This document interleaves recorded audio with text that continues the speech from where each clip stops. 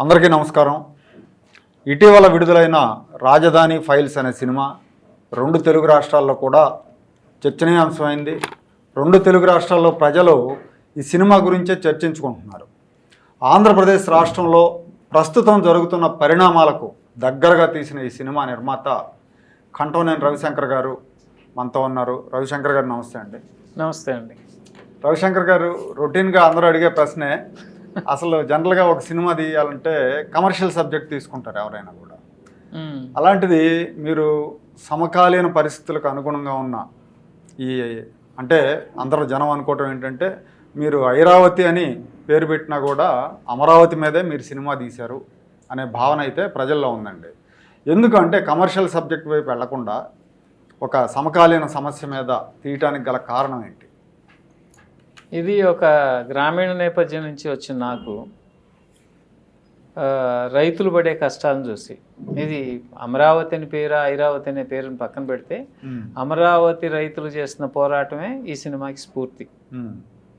ఆ స్ఫూర్తిగా తీసుకుని ముఖ్యంగా ఆడపడుచులు ఎంతమంది రోడ్డు మీదకి వచ్చి ధర్నా చేసి వాళ్ళని ఏ విధంగా ట్రోల్ చేస్తున్నారో సోషల్ మీడియాలో చూస్తే, సోషల్ మీడియాలో ఒక ఆడపడుచు గురించి ఇటువంటి కామెంట్లు పెట్టేవాళ్ళు ఒక అయ్యకి అమ్మకి పుట్టినాళ్ళ అనిపిస్తుంది. అంత ఘోరమైన కామెంట్స్ పెడుతున్నారు వాళ్ళకి.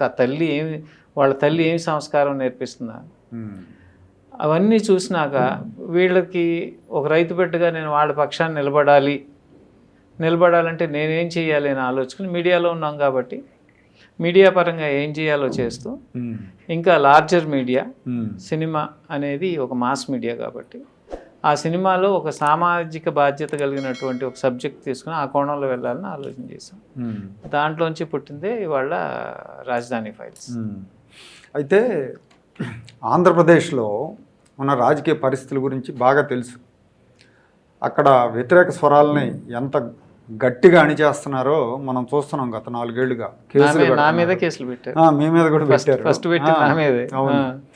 సో ఇప్పుడు అంటే చిన్నపాటి విమర్శలకే కేసులు పెట్టడం, విమర్శించినందుకే రఘురామకృష్ణరాజు గారిని తీసుకెళ్ళి మామూలుగా దాదాపు చావంచుల్లాగా తీసుకెళ్ళారు ఆయన్ని. ఇలాంటి ఘోరమైన పరిస్థితులు ఉన్న నేపథ్యంలో ఇంత బలమైన మాధ్యమం, సినిమా మాధ్యమం అనేది చాలా బలమైంది. మీరు ఒక సినిమాని డైరెక్ట్ అటాక్ చేసినట్టు అనిపించింది నాకైతే. అంత డేర్ ఎక్కడొచ్చింది మీకు? అంటే రాయలసీమ రాజకీయ నాయకులు, ఫ్యాక్షన్ రాజకీయ నాయకుల మనస్తత్వాలు తెలుసు మీకు, తెలియని వాళ్ళు కూడా కాదు కాబట్టి. అంటే నేను కొన్ని కథలు విన్నాను గతంలో. అంటే ఈ ఫ్యాక్షనిస్టులకి వ్యతిరేకంగా ఎవరన్నా మాట్లాడితే బలవంతంగా తీసుకెళ్ళి నాలుగుకి వచ్చేవాళ్ళు. అంటే వాళ్ళకి ఎదురు వాయిస్ అని పడకూడదు. ఇప్పుడు అది కొంచెం ఏది 70s, 60s, 70s, 80s వరకు జరిగినాయి ఇటువంటి కార్యక్రమాలు. తరువాత వచ్చేసి ఎవరన్నా ఎదురు మాట్లాడితే వాళ్ళ మీద దాడి చేయటం, లేదంటే అధికారంలో ఉంటే కేసులు పెట్టి హింసించటం, ఇలాంటివన్నీ కూడా చేస్తున్నారు. చేస్తారు, వాళ్ళకి చేతనైంది అది. అలా అని చెప్పి అందరం భయపడి ఇంట్లో దాక్కుంటే ఇక దుర్మార్గుడిని ఎదిరించేది ఎవరు? ఇప్పుడు మనకి చావు రాసి పెట్టింది అనుకోండి, ఎప్పుడొకప్పుడు చచ్చిపోతాం. నేను మొన్న కూడా ఎప్పుడో చెప్పాను, హిందువుగా పుట్టాను, కర్మ సిద్ధాంతాన్ని నమ్ముతాను. మనకి యోగంలో మనకి ఇంతే ఆయుష్ రాసి ఉంటే అంతే ఉంటుంది. ఇప్పుడు మన చావు రాసింది అనుకోండి, ఎలాగో చచ్చిపోతాం. ఈ వయసు వచ్చినాక చచ్చిపోవాలని ఉంటే, అదేదో ఒక కాజ్ కోసం చచ్చిపోయాం అనుకోండి, ఒక రైతుల కోసం చచ్చిపోయాం అనుకోండి, అది చాలా గౌరవప్రదంగా ఉంటుంది, కలకాలం మన పేరు గుర్తుండిపోతుంది. సో అంటే రాష్ట్రం కోసం, రైతుల కోసం, అంటే రైతు కుటుంబం నుంచి వచ్చారు కాబట్టి రైతుల కోసం ఎవరు రిస్క్ తీసుకున్నారు? అయితే ఇది ఒక రకంగా చెప్పాలంటే పెద్ద రిస్క్. అంటే జనరల్గా ఎవరు తీసుకోరు కదండి. ఎస్, నేను I think corona first wave అయిన వెంటనే అంటే 20లో ఏదో ఒక చిన్న ప్రభుత్వ వ్యతిరేక, అంటే ప్రభుత్వాన్ని విమర్శిస్తూ పెట్టినటువంటి ఒక పోస్ట్ పెడితే మా మీద దాడి చేశారు. అర్ధరాత్రి వచ్చి ఆఫీస్లో అన్ని అరాచకం సృష్టించి సర్వర్లు ఎత్తుకుపోయిన సర్వర్లు వాళ్ళ కోర్టు చెప్పినా వాళ్ళ వరకు ఇవ్వాల 4 ఏళ్ళ నుంచి. సరే, నేనేదో ఈ సినిమా హడావిడిలో ఉండి అది కంటెంప్ట్ వేయలేదు, అది కూడా వేసే ఆలోచనలో ఉన్నాం. ఇంటికి వచ్చి నన్ను అరెస్ట్ చేయడానికి ట్రై చేసి మా స్టాఫ్ని మ్యాన్ హ్యాండిల్ చేసి నానా బీభత్సం చేశారు. సో భయపడిపోయేవాడిని అయితే దానికే భయపడిపోవాలి నేను. అదే అంటే అది ఫేస్ చేసి కూడా మీరు చాలా ధైర్యంగా ఈ సినిమా తీశారు అనుకోవాలి. మా అంటే నేను ఒక రకంగా చెప్పాలంటే ఈ ధైర్యం అనేది మా ఫాదర్ నుంచి వచ్చింది. ఆయన చాలా ధైర్యవంతుడు. అంటే ఈ సినిమా తీస్తున్నాను, ఈ కాన్సెప్ట్తో తీస్తున్నాను అని చెప్పినప్పుడు మీ ఇంట్లో కానీ బంధువులు కానీ స్నేహితులు కానీ వారించలేదా? అలాంటి రాక్షసుడితో ఎందుకు పెట్టుకోవటం, మళ్ళీ ఇబ్బంది పడతారు మీరు అని చెప్పి వారించారా, ప్రోత్సహించారా? అంటే నేను ఒక రకంగా అయితే డిస్కస్ చేయలేదు, ఇది సబ్జెక్ట్ ఇది టాపిక్ అని. అయినాక నేను మా భార్య కలిసి ఒక పెద్ద మనిషిని కలవటానికి వెళ్ళాం. ఆయన అన్నారు ఎందుకు ఇంత రిస్క్ తీసుకున్నారని. ట్రైలర్ చూపించాను, ట్రైలర్ లాంచ్కి ముందు చూపించి ఎలా ఉందండి అన్న. చాలా బాగుంది కానీ ఇంత పెద్ద రిస్క్ ఎందుకు తీసుకున్నారన్న. నేనేం మాట్లాడాలా అని ఆలోచిస్తున్నప్పుడు నా వైఫ్ అంది, అందరం భయపడి ఇంట్లో కూర్చుంటే ఎలాగండి, ఎవరిలో ఒకరు రిస్క్ తీయాలి కదా, తీసుకోవాలి కదా అని. సో అలా కదా, ఆ సపోర్ట్ అయితే ఫ్యామిలీ నుంచి బాగానే ఉంది, నో ప్రాబ్లం. భయపడే ఫ్యామిలీనో ఇంకొకటి భయపెట్టి బతికే ఫ్యామిలీనో కాదు మాది. సో వీళ్ళకి నలుగురితో కలిసి నలుగురికి ఉపయోగపడే విధంగా ఉంటాం, సమాజానికి ఉపయోగపడే అంతే. అయితే మీరు ఆ సినిమా తీయటం కూడా, షూటింగ్ కూడా అంతా రాజధానిలోనే చేశారు, అంతా అక్కడే అమరావతిలో. ఆ రైతులతో చేశారు, ఆ రైతులు ఉన్నారు. కానీ అన్ని రోజులు షూటింగ్ జరుగుతూ ఉంటే ప్రభుత్వం దృష్టికి వెళ్ళలేదా ఇది? అంటే అసలు మీరు సినిమా తీయటమే ఒక సాహసం అయితే షూటింగ్ కూడా అక్కడ పెట్టడం అనేది ఇంకా సాహసం. అది జనరల్గా ఏంటంటే ఏదో ఒక రాష్ట్రంలో తీసి చేస్తారు రిస్క్ లేకుండా. మేము ఇక్కడి నుంచి షూట్కి, రేపు షూట్ అంటే ఇక్కడి నుంచి బయలుదేరేటప్పుడు యూనిట్ సభ్యులందరూ కూడా మనం వెళ్తున్నాం, అనవసరం రిస్క్, ఎవరు మనని అక్కడ కాపాడేవాళ్ళు కూడా ఉండరు, మీరు ఇక్కడి నుంచి బయలుదేరాలంటేనే 20-25 లక్షలు ఖర్చు అవుతుంది, యూనిట్ అందరూ వెళ్ళాలి, అక్కడంతా ఎస్టాబ్లిష్మెంట్ చేయాలి, అనవసరంగా 25 లక్షలు గంగలో పోసిన వాళ్ళు మొత్తం ఎందుకండి, వద్దులేండి వేరే ఎక్కడన్నా చేద్దాం. నేను ఒప్పుకోలే, నేటివిటీ ఉండాలి, ఎవరైతే బాధితులు ఉన్నారో వాళ్ళ మధ్యన తీయాలి, వాళ్ళే దీంట్లో యాక్ట్ చేయాలి అనే ఉద్దేశంతో సరే వెళ్ళి ఫేస్ చేస్తేనే కదా తెలిసేది ప్రాబ్లం ఏంటో. దూరంగా ఉండి మనం ఊహించుకుంటే ఎలా, వెళ్దాం దిగుదాం, ఏదైనా కష్ట నష్టాలు భరించడానికి నేను రెడీగా ఉన్నాను పదనని వాళ్ళందరికీ ధైర్యం చెప్పి తీసుకెళ్ళి. చాలా మంది యూనిట్ సభ్యులు ఒక జత బట్టలతో వచ్చారు, ఎలాగ రేపు అలా ఏకదాటిన ఆల్మోస్ట్ ఒక 2 months చేసాం షూట్, నాన్ స్టాప్గా చేసాం. అంతేకాదు ఏ రోజు చూసినా 600-700 మంది రైతులు ఉండేవాళ్ళు, కొన్నిసార్లు అయితే 3-4 వేల మంది ఉన్నారు. వాళ్ళకి తెలుసు ఇతివృత్తం ఇది, ఇంతమంది గ్యాదర్ అయ్యేటప్పుడు తెలవకుండా అందుట్లో అదంతా కూడా హై సెక్యూరిటీ జోన్ లాగా వీళ్ళ మీద డాక్ అంతా నిఘా పెట్టుండేవాళ్ళు. అయితే ఒక రోజు అయితే మేము అక్కడ చేస్తున్నాం, పెద్ద రోడ్డు మీద ధర్నా లాంటి కార్యక్రమాన్ని షూట్ చేస్తున్నాం, పక్క నుంచి సీఎం కాన్వాయ్ కూడా వెళ్ళి అక్కడ ఇంత జనం ఉన్నాం కొంచెం దూరంలో.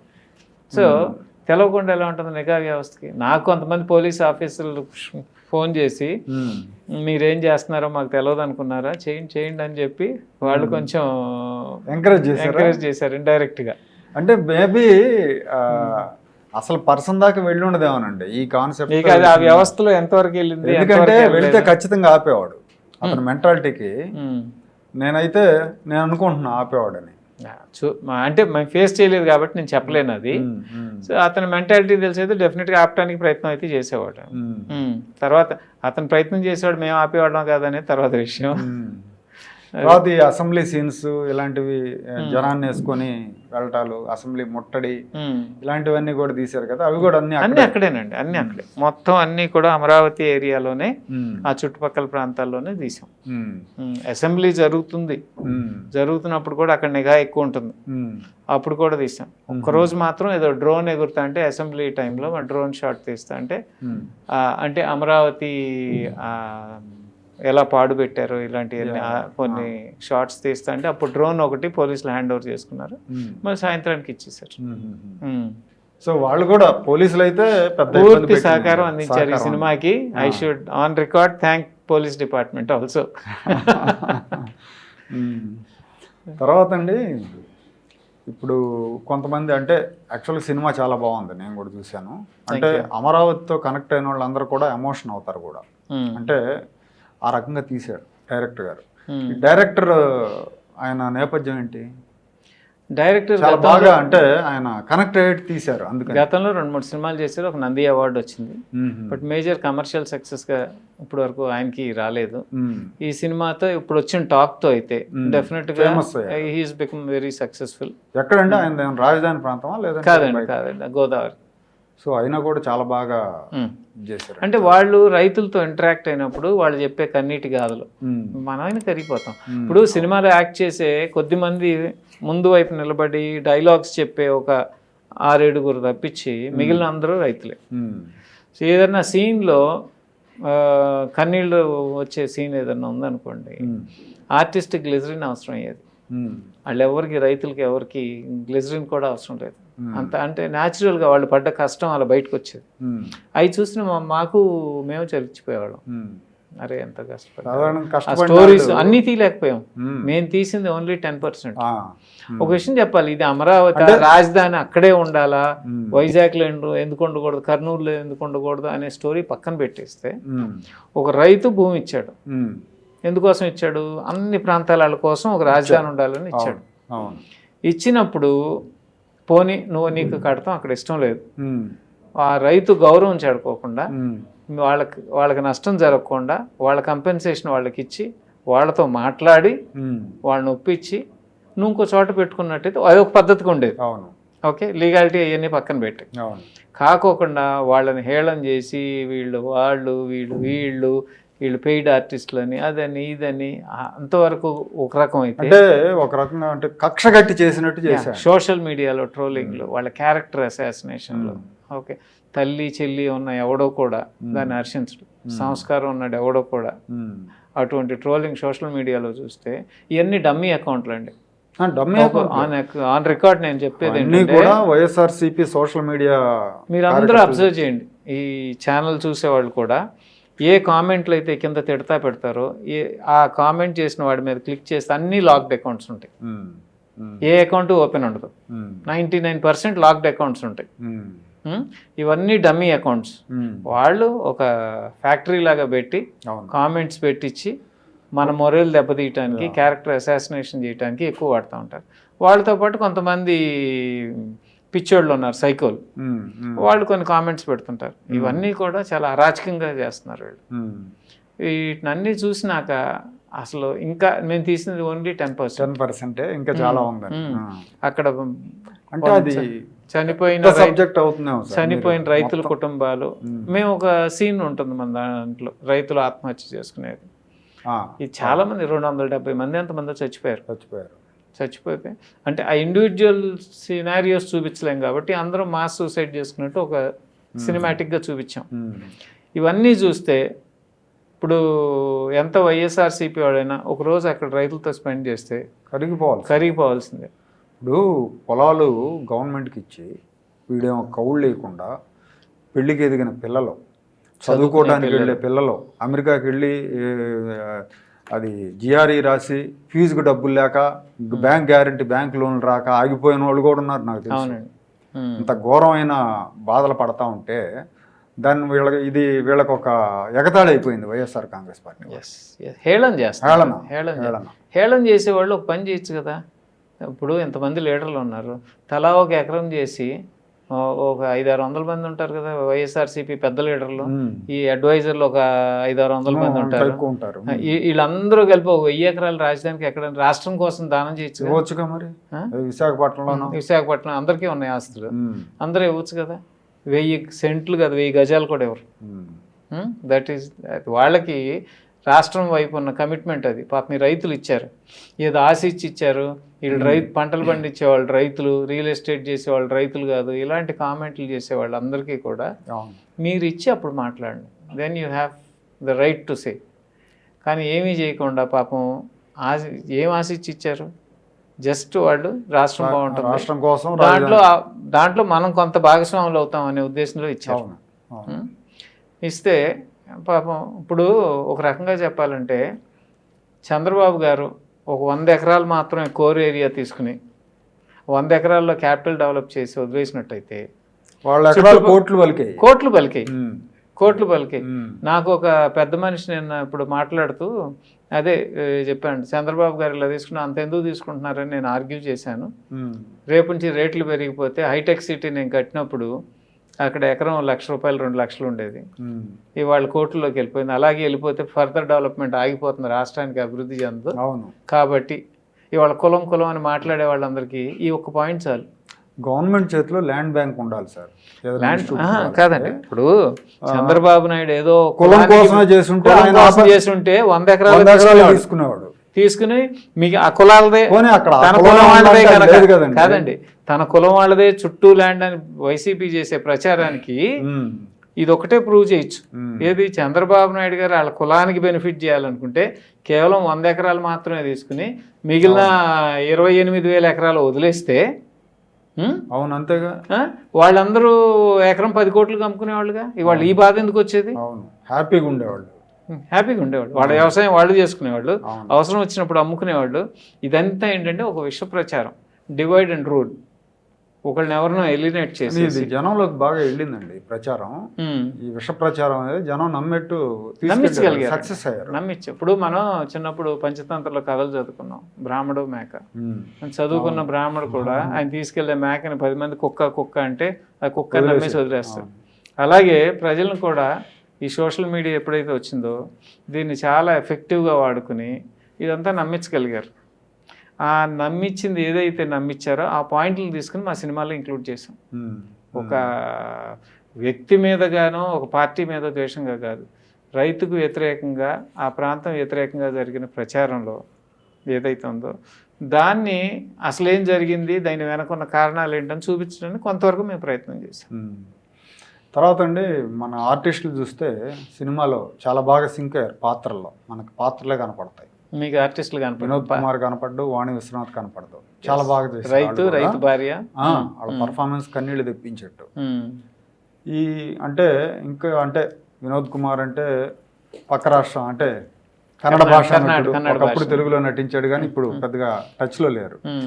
మరి తెలుగు హీరోలను ఎవరిని మీరు అప్రోచ్ అవ్వలేదా? కొంచెం ఇంకా పాపులర్ అయ్యేది కదా వీళ్ళైతే. ఆ విషయం కొంచెం తక్కువ మాట్లాడుకుందాం, ఎందుకంటే ఇక్కడ అప్రోచ్ అయ్యాం, ఎవరు ముందుకు రాలేదా? భయపడ్డారు. ముందుకు రావటం సంగతి తర్వాత, భయపడ్డారు. హీరోలు కదండి, హీరోలు భయపడ్డారు, తండ్రి పాత్ర వేసే క్యారెక్టర్లు కూడా భయపడినాయి. మన ప్రముఖమైన పేర్లు ఇప్పుడు ప్రస్తావించడం బాగోదు, వాళ్ళకి ఏదో ఇబ్బంది ఏమో. వెళ్ళాము, కథ వినిపించాం, చాలా బాగుందన్నారు. తర్వాత ఎందుకు మేము అతనితో పెట్టుకోవటం ఎందుకు, మాకు ఇంకా ఫైనాన్షియల్గా సెటిల్ అవ్వాలి, ఇంట్లో పిల్లలు ఉన్నారు పెళ్ళిళ్ళకి, ఇలాంటి కథలన్నీ చాలా విన్నాం. మామూలుగా వాళ్ళు ఏదైనా ఫంక్షన్లకు వస్తే మాత్రం పక్కన బౌన్సర్లను పెట్టుకొని హడావుడి చేస్తూ ఉంటారు. ఇలాంటి సామాజిక సమస్యల మీద సామాజిక బాధ్యత ఎందుకంటే డబ్బు ఉంటే చాలు అనుకున్నప్పుడు సామాజిక బాధ్యతలన్నీ ఎందుకు గుర్తొస్తాయి వాళ్ళకి? డబ్బు కావాలి. ఇంకొక అతను ఉన్నాడు ఆర్టిస్ట్, చాలా పెద్ద ఆర్టిస్ట్, నేషనల్ వైడ్గా ప్రధానమంత్రిని కూడా విమర్శిస్తాడు. ఈ పాత్ర చేయటానికి ఏముందో, నాకేం భయం, నేను ప్రధానమంత్రిని విమర్శిస్తా అన్నాడు. అటువంటి వ్యక్తి అమ్మో స్టోరీ అంతా విన్నాక అమ్మో నేను చేయను తప్పించుకుని తిరిగాడు. 3 వారాలు అసలు మాకు దొరకల. మీరు చెప్తుంటే నాకు ఆ వ్యక్తి ప్రధానమంత్రిని విమర్శిస్తుంటాడు, బీజేపీని విమర్శిస్తుంటాడు, కేసీఆర్ని పొగుడుతుంటాడు, అవన్నీ వద్దులే కానీ. సో అలా తప్పుకున్నారు. ఒక హీరో అయితే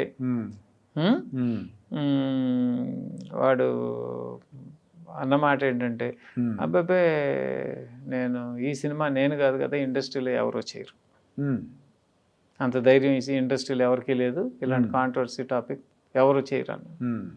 ఇలా ఎవరికి వాళ్ళు పారిపోయారు.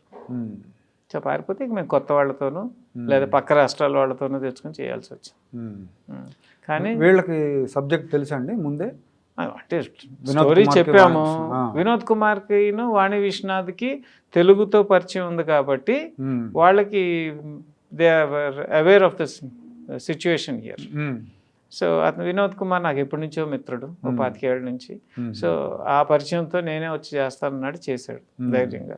వాణి విశ్వనాథ్ కూడా ఆవిడకి ఇక్కడ పరిస్థితులు తెలుసు, పాలిటిక్స్ లో కూడా కొంచెం పాలిటిక్స్ లో కూడా ఉంది కాబట్టి ఆవిడకి జరుగుతున్నటువంటి పరిణామాలు సిచ్యువేషన్లు అన్నీ తెలుసు. సో ఆవిడ కూడా ముందుకు వచ్చింది. ఇక మిగిలిన వాళ్ళందరూ కొత్త వాళ్ళు. ఒక ఒకళ్ళిద్దరు తప్పించి తెలుగు వాళ్ళు, మిగిలిన వాళ్ళంతా బయట రాష్ట్రాల నుంచి వచ్చిన వాళ్ళు. అందరూ పాత్రలో జీవించారు. ఎక్కడా కూడా కొత్త వాళ్ళు వీళ్ళకి యాక్టింగ్ లేదు అసలు. మీరు అంటే రైతులను చాలా మంది రైతులు ఉన్నారన్నారు కదా, అది న్యాచురల్గా ఉంది అది. తర్వాత ఎందుకో మరి మీరు ఆ ప్రాంతంలో తీయటం మూలనేమో కానీ బాగా సింక్ అయింది. ఎస్, దీంట్లో అన్నీనండి, ఒకటి కాదు, మొదలుపెట్టిన దగ్గర నుంచి ఎండ్ వరకు మాకు ఎటువంటి ఇబ్బంది లేకుండా డైరెక్షన్ డిపార్ట్మెంట్ అద్భుతంగా చేస్తుంది. కెమెరా వర్క్ రమేష్ చాలా బాగా చేశాడు. ఎడిటింగ్ కోటగిరి వెంకటేశ్వరరావు గారు, వాళ్ళు అసిస్టెంట్ రాంబాబు, వాళ్ళు అయ్యప్ప, వాళ్ళు బాగా చేశారు. మ్యూజిక్ మళ్ళీ మణిశర్మ మా మిత్రుడు, చిరకాల మిత్రుడు, ఆయన అద్భుతంగా చేశాడు మ్యూజిక్. లిరిక్ రైటర్లు కూడా సుద్దాల అశోక్ తేజ్ గారు కానీ, వెనిగెళ్ళ రాంబాబు కానీ, ఇంకొక ఆయన పేరేంటి, వీళ్ళందరూ కూడా చాలా బాగా చేశారు. ఇక అన్ని డిపార్ట్మెంట్లు, ఈ డిపార్ట్మెంట్ ఆ డిపార్ట్మెంట్ ఎవరికి పని వాళ్ళు చాలా అద్భుతంగా చేశారు. పర్ఫెక్ట్గా ప్రోడక్ట్ వచ్చింది. సో సోషల్ అవేర్నెస్ ఉండి మన రాష్ట్రం మనం బాగుండాలి అనుకున్న, మన రైతు అనుకున్న వాళ్ళు తప్పనిసరిగా చూడదగ్గ సినిమాలాగా వచ్చింది. కమర్షియల్ ఎలిమెంట్స్ కూడా ఉన్నాయి. రవిశంకర్ గారు, ఇప్పుడు మీరు ఈ హీరోలందరూ కూడా వెనక్కి తగ్గారని చెప్పి అన్నారు.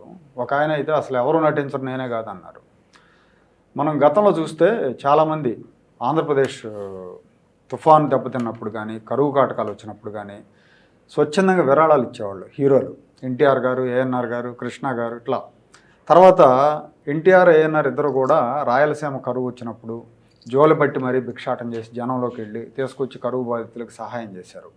ఎందుకంటే ఈ ప్రేక్షకులు ఈ ప్రజల మీదనే ఆధారపడి వాళ్ళ బతుకుంది కాబట్టి, ఇన్నాళ్ళుగా వాళ్ళ మీద ఆధారపడి వాళ్ళు ఇప్పుడున్న సినిమా వాళ్ళు కూడా ఆ ప్రజల మీద ఆధారపడి బతుకుతున్నారు. ఆ ప్రజలకు కష్టం వచ్చినప్పుడు, ఆ ప్రాంతానికి నష్టం వచ్చినప్పుడు వాళ్ళు ఆ రకంగా స్పందించారే. ఇప్పుడు వీళ్ళు ఇలా స్పందించకపోవటాన్ని మనం ఎట్లా చూడాలి? పూర్తిగా అంటే వీళ్ళు స్వార్థపరులు అయిపోయారు అనుకోవాలా, లేకపోతే ఏంటి? ఆ తరం వేరండి. ఆ తరం వేరు. ఆ తరంలో సినిమా హీరోలు, సినిమా యాక్టర్లు వాళ్ళందరూ వేరు. ఈ తరంలోకి వచ్చేసరికి స్వార్థం ఎక్కువ. ప్రజలు అలాగే ఉన్నారు. ఇప్పుడు సినిమా హీరోలు ఒక్కళ్ళని వేరుగా చెప్పాల్సిన అవసరం లేదు. ప్రజలు కూడా అలాగే ఉన్నారు, స్వార్థపరులు. నాకేంటి, రాష్ట్రం నాశనం అయిపోతే నాకేంటి, నాకేమన్నా, నాకు ఆ రోజు ఇవాళ మనం చూస్తున్నాంగా, నాకు వస్తున్నాయి, రాష్ట్రం పోతే ఏంటి అనే వాళ్ళు తయారయ్యారు. వాళ్ళు అలా ఉన్నప్పుడు వీళ్ళు ఇలా ఉండటం ఇదేం లేదంటారా? నేను ఒక ఉదాహరణ చెప్తా, ఎంత స్వార్థపరులు అయిపోయారంటే. నేను ఒక వ్యక్తికి నా దగ్గరికి వాళ్ళు చిన్న పిల్లని తీసుకుని వచ్చాడు. పొట్టని తొబ్బిపోయాను, క్యాన్సర్ అని చెప్పారు ఆ పిల్లకి. ఆ పిల్లకు 10 ఏళ్ళు లోపే ఉంటాయి. నా దగ్గరికి వచ్చి ఏడుస్తూ వచ్చాడు. వస్తే సరే ఏంటంటే ఇది పరిస్థితి, ఏం పర్లేదు, నేను ధైర్యం చెప్పి నేను వైద్యం చేయించుతానని నేను డాక్టర్తో మాట్లాడి పంపించి ఆపరేషన్ చేయించాను.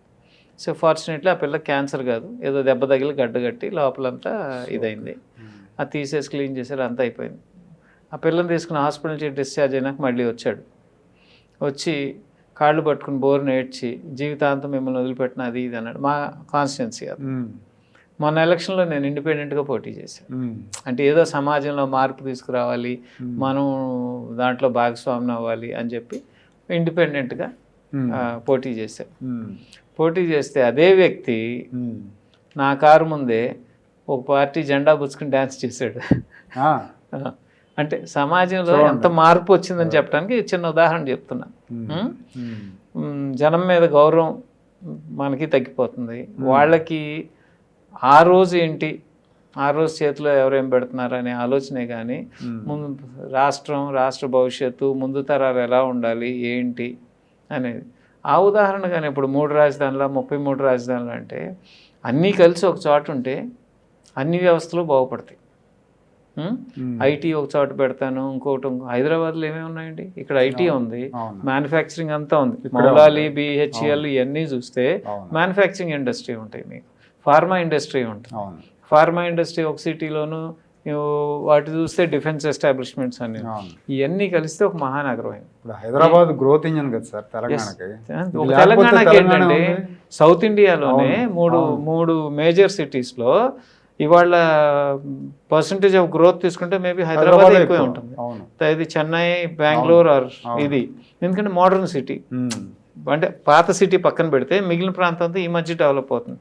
అలా నా మిత్రుడు ఒక అతను ఉండేవాడు, తను సిఆర్డిఏలో కొన్ని డిపార్ట్మెంట్స్కి సాఫ్ట్వేర్ డెవలప్ చేసేవాడు, భాస్కర్ అని.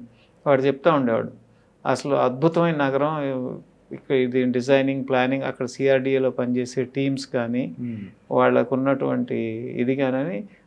నేను సినిమా మొదలుపెట్టినప్పుడు వాడు ఇవన్నీ చెప్తుండేవాడు.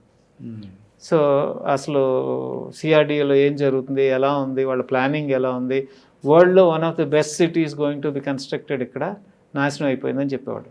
చూసారా మీరు షూటింగ్ వెళ్ళినప్పుడు చూసా, శిథిలా కళ్ళంటి నీళ్ళు వస్తాయి, కొన్ని 90% అయిపోయి కూడా ఆగిపోయిన భవనాలు ఉన్నాయి. అసలు వేసిన రోడ్లు తవ్వి పట్టుకుపోయి ఉన్నాయి, ఎక్కడ చూసినా సరే తుమ్మలు మొలిసిపోయి ఒక జంగిల్ లాగా తయారైపోయి 80% కంప్లీట్ అయిన బిల్డింగ్లు కూడా పిచ్చి మొక్కలు మొలిసిపోయి టెంపరీలు అని చెప్పి, అవి టెంపరీ అంటే టెంపరీ నడుస్తున్నాయి అక్కడ.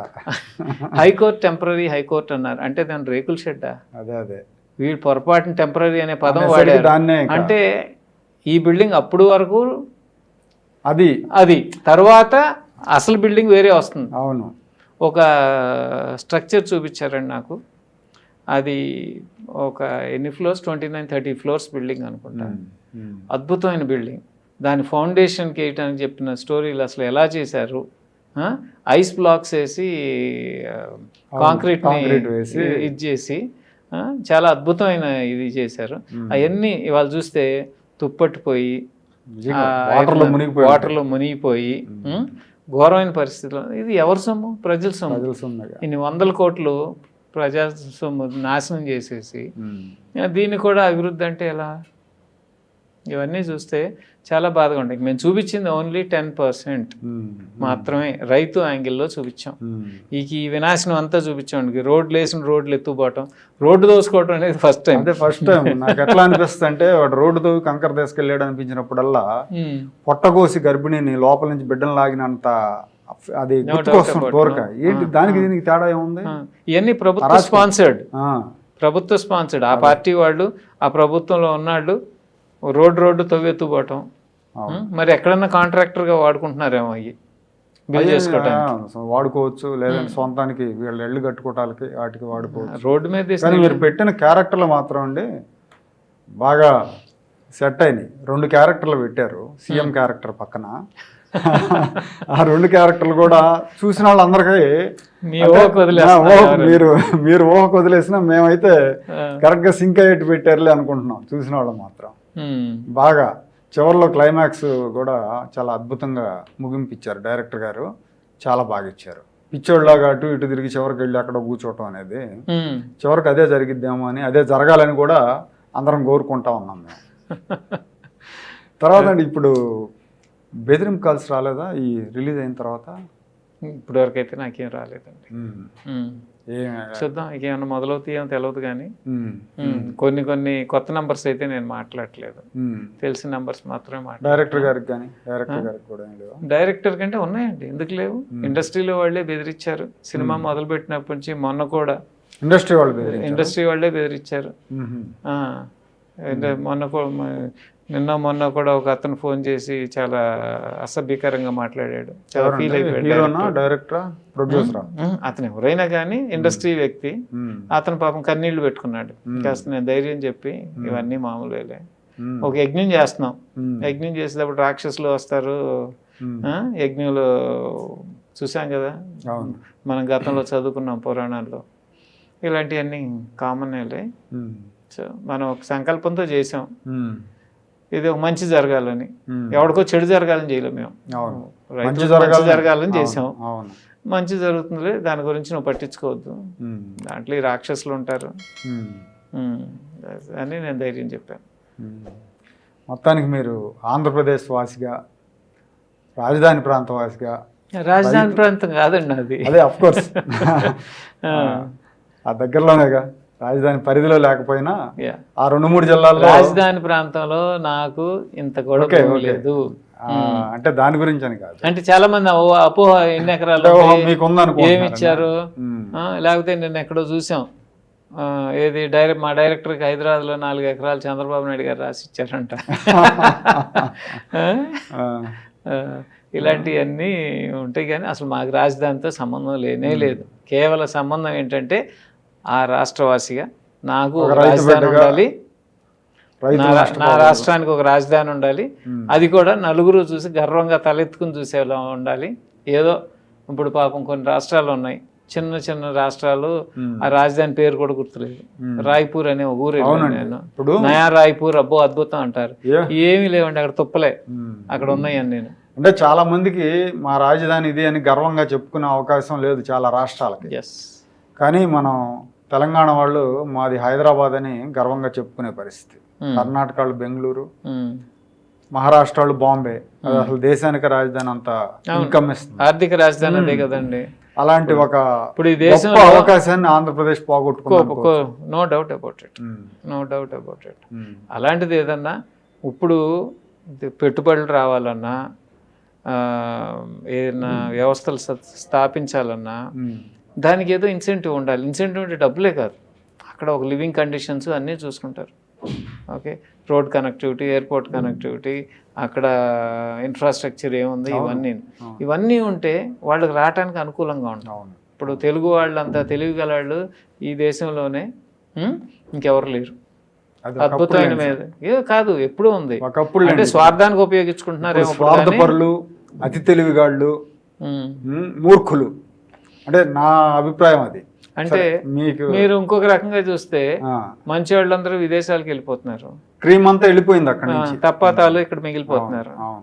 వీళ్ళకి వచ్చిన ఆలోచనలు ఆ స్థాయిలోనే ఉంటాయి. రాష్ట్రం నాశనం అయినా పర్లేదు, నేను బాగుంటే చాలు, అది అలాంటి ఆలోచనలు ఉన్నవాళ్ళు, ఆ దృక్పథం ఉన్నవాళ్ళు ఇంకెప్పుడు రాష్ట్రం బాగుపడదు. రాష్ట్రం బాగుపడాలి, రాబోయే తరాలు కూడా బాగుండాలి, అన్నీ బాగుండాలి అనుకుంటే ఆలోచన విధానం మార్చుకోవాలి. Okay sir, right sir, thank you very much. అండి. మన రాజధాని ఫైల్ సినిమా విజయవంతంగా నడవాలని మనస్ఫూర్తిగా అందరం కోరుకుంటున్నాం. మీరు రాబోయే రోజుల్లో కూడా ఇలాంటి సామాజిక సమస్యల మీద, సామాజిక ఇతివృత్తాల మీద మీరు మరిన్ని సినిమాలు జనాన్ని కొంచెం అవేర్ చేసే విధంగా తీయాలని కూడా ఆశిస్తున్నామండి. నమస్తే. తప్పనిసరిగానండి, అందరూ కూడా మీరు చూడండి, సినిమా 10 మందికి చూపించి ఇటువంటి ఇలా ఎంకరేజ్ చేస్తే నేను తీయటమే కాదు, సినిమా ఇండస్ట్రీ నుంచి కూడా ఈ సినిమా సక్సెస్ అయితే సామాజిక బాధ్యత మీద, ప్రజలు పడే ఇబ్బందుల మీద మరిన్ని సినిమాలు వస్తాయి. లేకపోతే మీకు వచ్చే సినిమాలన్నీ కూడా, ఈ మధ్య ఒక సినిమా చూశాను, ఇక నరకటం తప్పితే ఇంకేం లేదు, బూతులు నరకటం తప్పితే. ఈ మధ్య వస్తున్న సినిమాలన్నీ నరుక్కోటాలను, యానిమల్ అని ఒక సినిమా చూశాను, దాని ప్రజలు ఆదరిస్తున్నారంటే దానికి hats off to public mind set ఎలా ఉందో అర్థమవుతుంది. కాబట్టి దీంట్లో మార్పు రావాలి, సామాజికంగా ఉపయోగపడే టాపిక్స్ మీద కూడా కమర్షియల్ ఎలిమెంట్స్ పెట్టి తీసుకోవచ్చు. దాంట్లో నో డౌట్ అండర్లయింగ్ ఎలిమెంట్ సమాజాన్ని ఎలా బాగు చేయాలనే ఒక ఎలిమెంట్ తీసుకుని దాంట్లో మీకు కావాల్సిన కమర్షియల్ ఎలిమెంట్స్ అన్నీ పెట్టుకుని కమర్షియల్ హీరోని పెట్టి కూడా చేయొచ్చు. అలాంటి సబ్జెక్ట్స్ రావాలంటే ఈ సినిమా సక్సెస్ అవ్వాలి. కాబట్టి ఇది అందరిది బాధ్యత. సో అందరూ కూడా ఈ సినిమాని సక్సెస్ చేయమని మరొకసారి కోరుకుంటున్నాం. Thank you.